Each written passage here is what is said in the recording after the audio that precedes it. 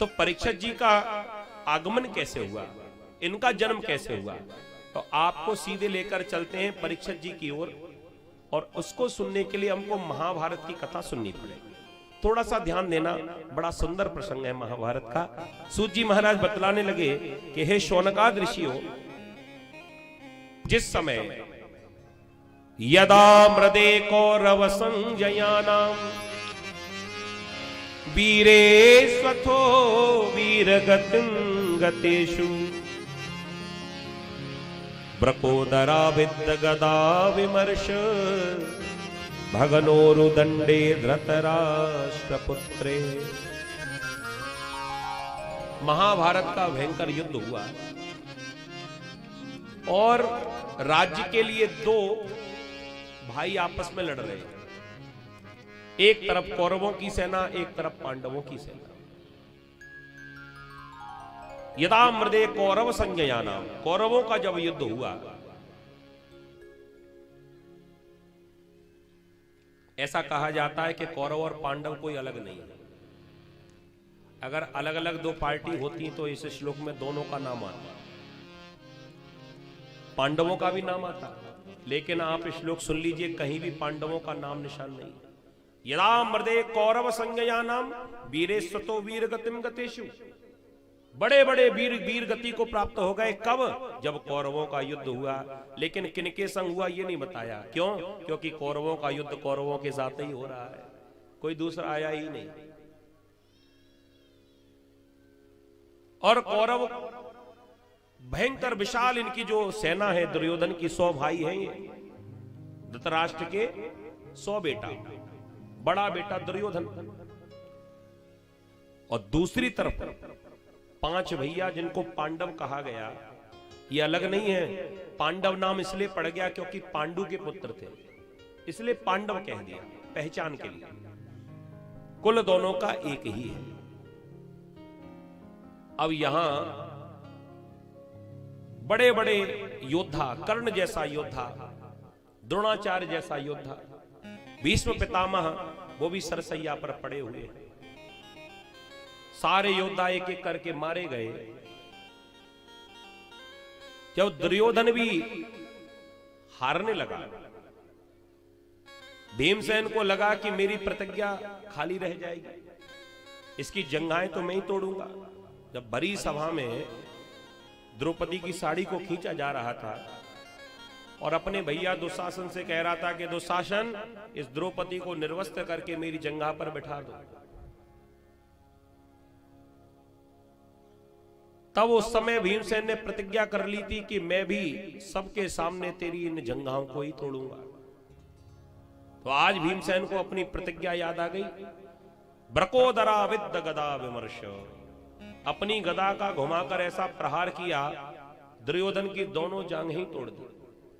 बेचारा गिर गया नीचे, लेकिन मरा फिर भी नहीं, क्योंकि इसे वरदान था कि एक ही पल में, समय का जो होता ना घटी पल, एक ही पल के भीतर सुख और दुख जब तक बराबर ना हो तब तक मैं ना मरूं। अब जीवन में एक ही स्थिति हो सकती है, या तो दुखी होगा या सुखी होगा, लेकिन इसने जानबूझकर ऐसा वरदान लिया कि मैं मरूं ही ना। सुख और दुख जब बराबर होंगे तभी प्राण निकले। आज जब देखा सारे भैया एक एक करके समाप्त होते जा रहे हैं, इसके भी जंगाएं टूट गई, ये भी पड़ा हुआ है युद्ध भूमि में। द्वारिकाधीश ने देखा कि अब सूर्यास्त होने वाला है, और देखते देखते जैसे ही सूर्यास्त हुआ, दुर्योधन दोबारा खड़ा नहीं हो पाया, तो उसी समय विजय का शंखनाद कर दिया द्वारिकाधीश ने कि इस महाभारत के युद्ध में पांडवों की विजय हो गई। अब तो दुर्योधन रोने लगा। जो पांडव थे प्रसन्न होकर खुशियां मनाने लगे, और दुर्योधन की हार हो गई सो रोने लगा। द्रोणाचार्य का पुत्र जिनका नाम था अश्वत्थामा, गुरु द्रोणाचार्य का बेटा अश्वत्थामा जब पहुंचा दुर्योधन के पास और कहा कि मित्र, अब रोने से क्या लाभ,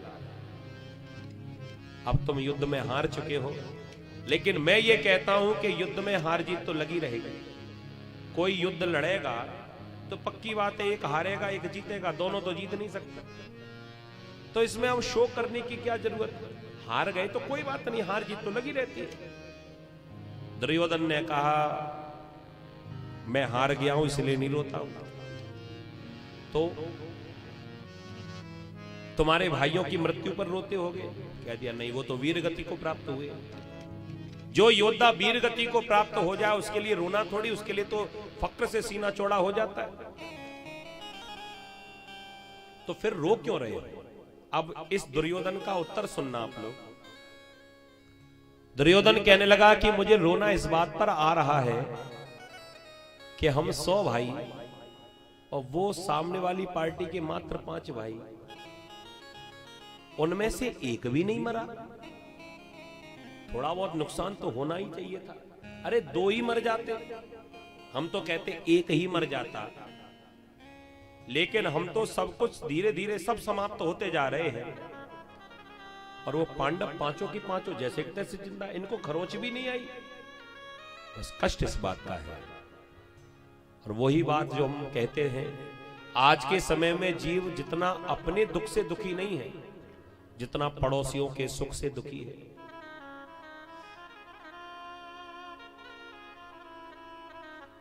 अपना कितना भी नुकसान हो जाए कोई बात नहीं, लेकिन दूसरे का फायदा नहीं होना चाहिए। देख न सके पराई विभूति। मुझे इस बात का दुख है मित्र, अब तुम तो मेरे गुरु के बेटा हो, मेरे मित्र भी हो। मेरे भी अब आखिरी समय है, प्राण कब निकल जाए मालूम नहीं, लेकिन मरने वाले की अंतिम इच्छा तो पूरी की जाती है ना। क्या तुम मेरी आखिरी इच्छा पूरी कर सकते हो? अश्वत्थामा ने पूछा क्या? कह दिया मैं ये चाहता हूं, मेरी ये दुर्दशा भीमसेन ने की है। मरने से पहले मैं भीमसेन का कटा हुआ सिर देखना चाहता हूं। तुम भी योद्धा हो, जो युद्ध की विद्या मुझे दी है आपके पिताजी ने, वही युद्ध की विद्या उन्होंने अर्जुन को भी दी है, और निसंदेह वो शक्तियां तुमको भी दी है। हम तो चेला ही हैं, तुम तो बेटा हो। तो गुरुजी ने अपने पुत्र को तो बहुत कुछ सिखाया होगा, तो ऐसा कोई दाव पेच चलाओ कि मरने से पहले मैं भीमसेन का कटा सिर देख लूं। कम से कम मरने के बाद आत्मा को शांति तो मिल जाएगी। कह दिया ठीक है मित्र, आप चिंता मत करो, जो तुम चाहते हो वही होगा। हामी तो भर ली, लेकिन ये अश्वत्थामा सोच रहा है कि इनको परास्त करना छोटी मोटी बात नहीं, और भीमसेन को मारना। भीमसेन ने कहीं मुझे अपने हाथ में ही दबा लिया तो चूर्ण बना देगा। 10,000 हाथियों का बल है उसके भीतर, युद्ध करके मार नहीं सकता। एक काम करता हूं, जब ये सो जाएगा, खर्राटे भरकर गहरी नींद में सोता है, तो सोते हुए जाकर इसका गला काट दूंगा और कटा हुआ सिर लाकर दिखा दूंगा, क्या बिगड़ेगा। ठीक है भैया, काम हो जाएगा, चिंता मत करो। रात्रि का इंतजार करने लगा। उधर खुशियां मनाई जा रही थी पांडवों के यहां। द्वारकाधीश को अंदेशा हुआ कि कुछ गड़बड़ होने वाली, और आप देखो ना, पग पग पर द्वारकाधीश ने पांडवों की रक्षा की।